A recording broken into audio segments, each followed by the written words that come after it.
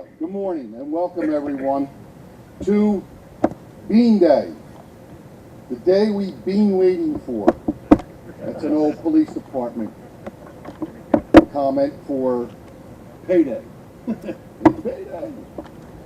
Welcome. You know what? It's here we are, 100 years later, standing in front of the township building or the police station.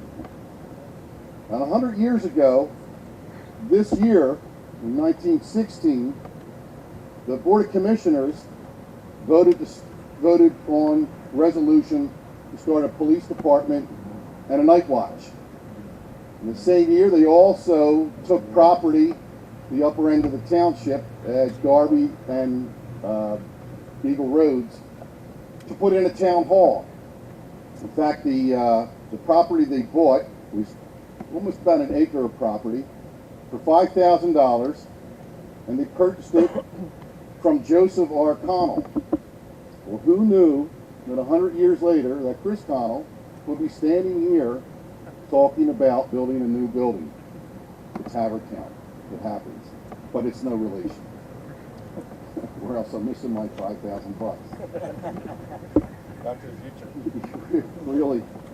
So they also built a building for their police department to house their horses, their one horse, $250, purchase of a horse, $20 for saddle and accessories and what have you. So it goes to show you that's what it was back then, bicycles, horses.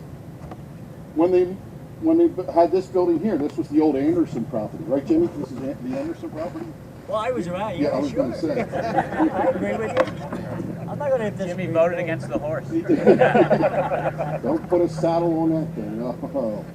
So here we stand today to break ground for a facility to house both police department and the township administration. And it is needed. As you can see behind us, this building has served the community well. It absolutely has, but at some point it's time to move on. And today, with this groundbreaking, is that day. The police station, the same thing. We will have a new facility that will enable us to, and our staff to work more efficiently, be available to the public in one unified location. There's just all pluses to it. So without further ado, what I would like to have is a couple of us are going to come up and speak today. Mario Oliva, the past president of the board, is also the president chair of the building committee. But as president, he was the one who was instrumental and involved in putting this whole package together. So Mario, please come forward. Thank you, Chris. Thank you, ladies and gentlemen. Over the past 11 years, I've had the privilege of serving as the commissioner of the Second Ward. During those 11 years, I've witnessed the amazing transformation of Haverford Township from a nice place to live and grow up as I did, into a community that is thriving and is the envy of surrounding municipalities. Haverford Township is a leader in southeastern Pennsylvania. As an elected official, I've had the great fortune to work with the dedicated men and women on the Board of Commissioners.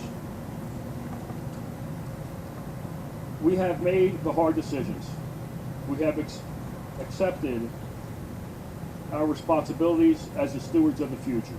We understand that the right direction is not always the easy one. And we realize that whenever we vote to spend taxpayers' money, it must be justified and beneficial. During the past 11 years, I've had the privilege of getting to know many of the employees who work for the township, serving the residents. They are awesome, distinguished, talented group of individuals. If we, the commissioners, are the vehicles for change, then they, the employees, are the drivers. They are the ones who keep this community headed in the right direction. They are where the rubber meets the road. 2 months ago, I had the opportunity to attend a state conference with Commissioner Connell, where our Parks and Recreation Board was honored as the top agency in the entire state. Our police department is recognized throughout Delaware County for its professionalism. Our township manager and finance director have shown innovative and expertise in streamlining operations and saving a lot of tax dollars. We have an excellent reputation for plowing our streets and collecting trash, thanks to our Public Works Department. Our recycling efforts and energy saving measures, follow the guidelines of the Climate Action Plan passed in 2008 with guidance from our Community Development Department. We are a community on the move, and today we begin anew on the road to the future. If we hope to continue to attract top-notch personnel in our workforce, then we need to provide a work environment that reflects our stature. I am proud to be a commissioner of Haverford Township. I am extremely proud of the people who work for this township. And I am especially proud that the residents of this township will have a first-class facility to house the first-class men and women who serve. Thank you.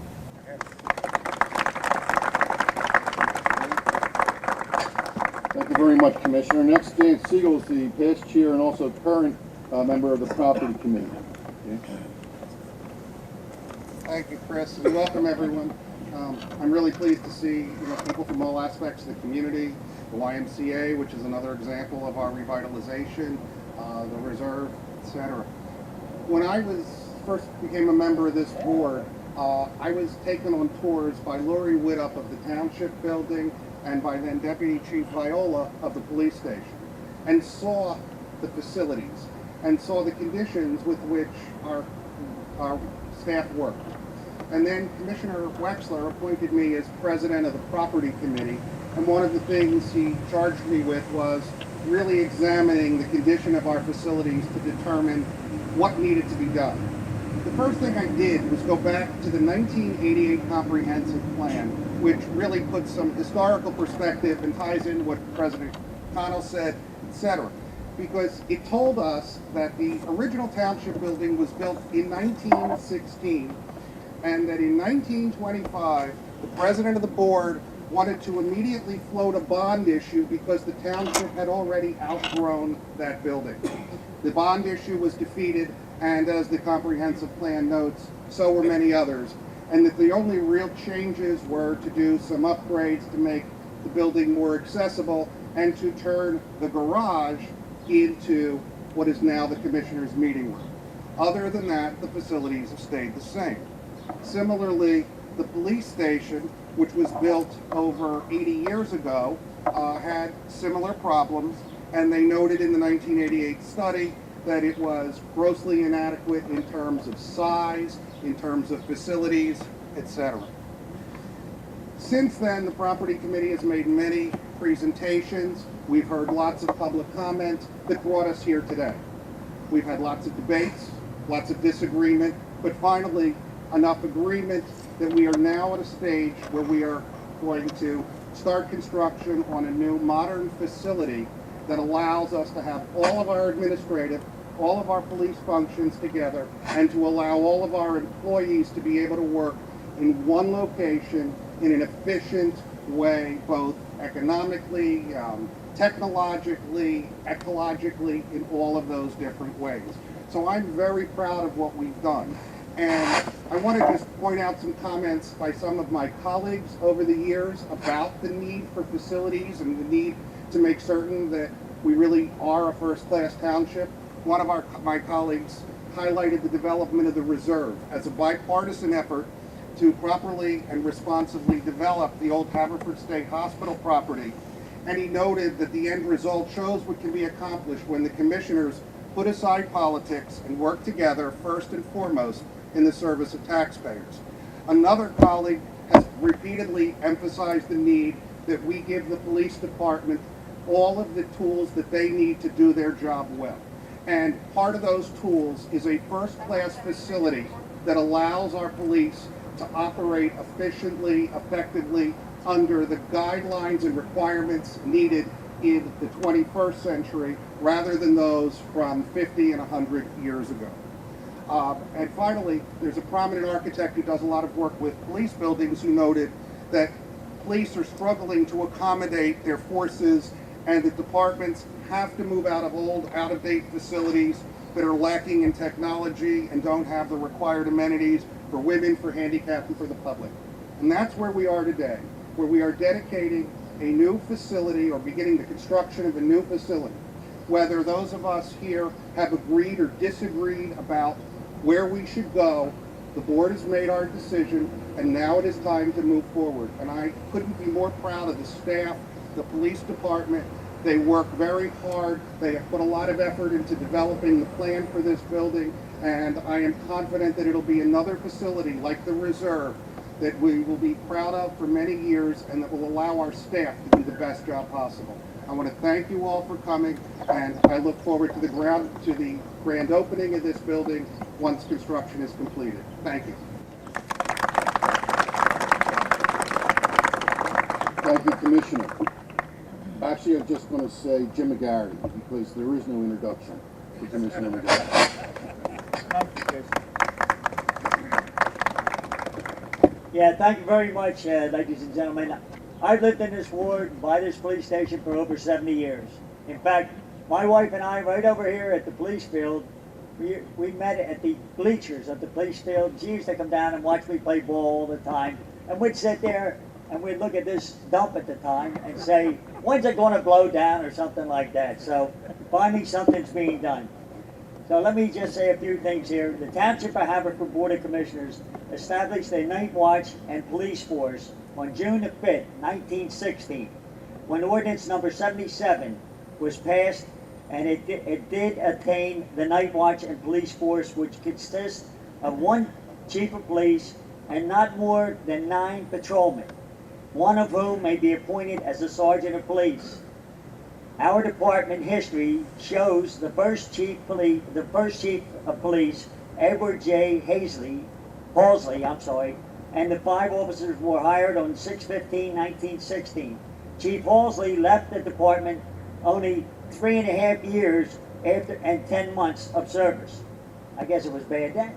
But the officers hired with the chief were George Neely, William Crompton, Harry Grove, John Clanklin, and Eugene Garrity. Ordinance number 77 also outlined the officers' duties. Where do you hear this one? Policemen shall patrol their respective beats during the time they are on duty, and shall be governed in making arrest of all drunken, disorderly, and suspicious persons by laws of the Commonwealth, and by ordinances and regulations of the Township. It shall also be the duty of the policemen to inspect the street lights maintained by the Township, and to immediately report and lights not in good order, and further to inspect all poles, lines, and overhead wires, and all streets and roads containing water, gas, or pipelines, and to immediately report any defects therein or dangerous conditions caused thereby. The officers today say, thank God for Doc. Today, our department consists of 1 chief of police, 69 sworn officers, 80 civilian personnel. The civilian personnel consists of 5 information assistants, 1 administrative assistant, 1 records office manager, 2 secretaries, 2 full-time record clerks, 5 part-time parking enforcement officers, and 62 crossing guards. Of the 69 officers, 1 is the deputy chief, 3 are lieutenants, 12 are sergeants, and 53 are police officers. During 100 years, the department has had 366 officers walk through its doors as sworn-in officers. During the department's history, there has been 1 in line of duty death, which occurred when Norman Barr down here in Lanark, right at the crossing there by Lanark School, was struck and killed November the 10th, 1967. I'd like to just take one moment to say there's a lot of people, and I can't name them all in particular, there is a lot of people here who had a lot to do with this, and you just heard Dan Siegel mention a lot of people, and he didn't name names because there's too many names to name. But I would like to mention one name because the person is no longer with us, but he certainly had a lot to do with what's happening here today, and that's Chief Carmen Petty. Carmen, raise your arm there. Carmen deserves a lot of credit, because I don't think things would have happened without Carmen being here to lead us through this. And I had an idea. He took me up to the Plymouth meeting, and I had an idea. Carmen was up to something and showed me this fabulous police station up there, and I said, oh my God, why can't we have one like that back in Haverford? And it worked, Carmen. God bless you all. Thanks for coming.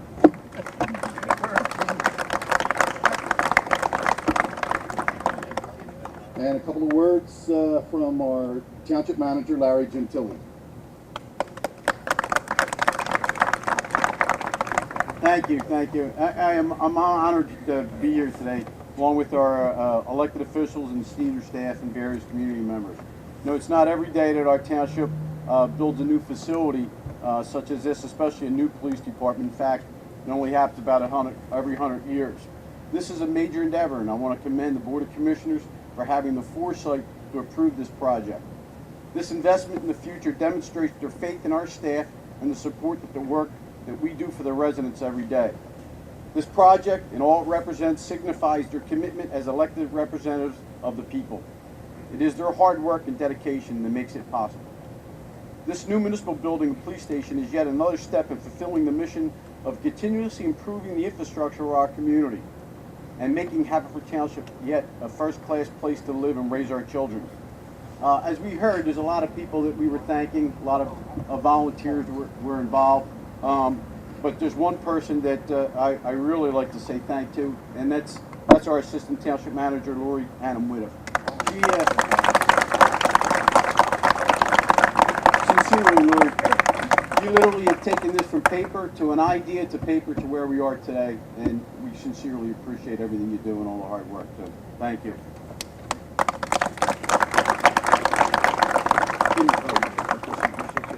Yeah, just do one more. I think Lori wants to get up to speed.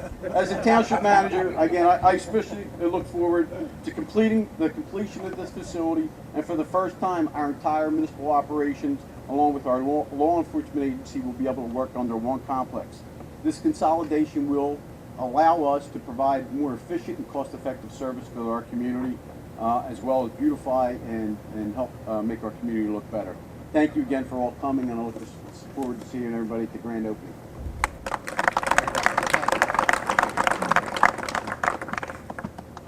Last but not least, we go from Chief Hallisey to Chief John Viola, 100 years later.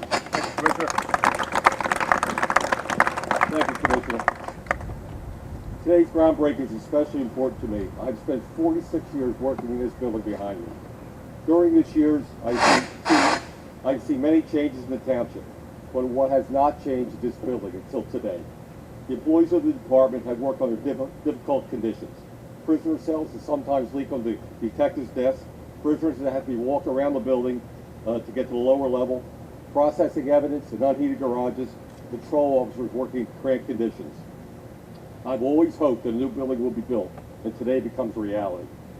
Our police officers are better educated, better trained, better equipped today, and now will be able to work in a modern, safe environment. The groundbreaking today is a result of people working together. Retired Chief Patton saw the need 8 years ago, and he pushed and prodded in the right direction. Carmen, thank you. The entire Board of Commissioners, with a special note to the Property Committee, who evaluated the police department, the township building, properties, and recognized the need to replace both buildings.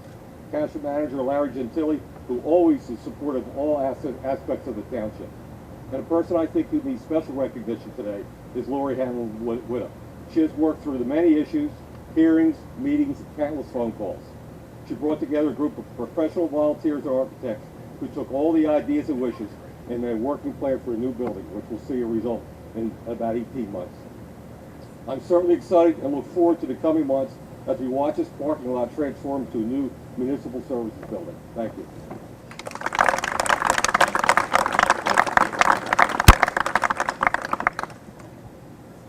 In closing, for more than 5 years, the board has been working with resident advisors, staff, and consultants to develop a viable plan. We'd like to mention a few of those people that were instrumental in working to make this project come to fruition. First, our thanks to the dedicated resident volunteers who served as advisors to the Property Committee and the entire board from the preparation of the township's master plan through the award of contractor bids.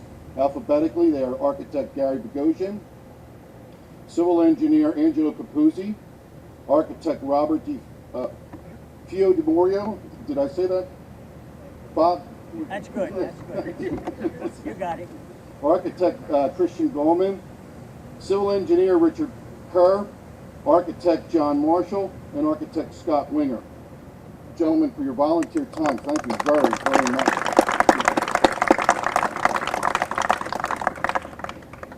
Our thanks to the design team, KCBA Architects, Newell Engineers, Baker Ingram Associates, and Snyder Hoffman Associates, GS Architects and Pannoni Associates for their efforts to design a first-class township facility. Thank you very much. Finally, construction management firm Reynolds Construction, our township manager Larry Gentili and assistant township manager Lori Hanlon-Widdock, their staff, the police chief John Viola and his staff for their work with the designers and their future efforts to deliver this facility on time and on budget. A special thanks to our efforts of past Chief Carmen for his efforts and expertise in the design development of a modern, efficient police facility. Thank you very much.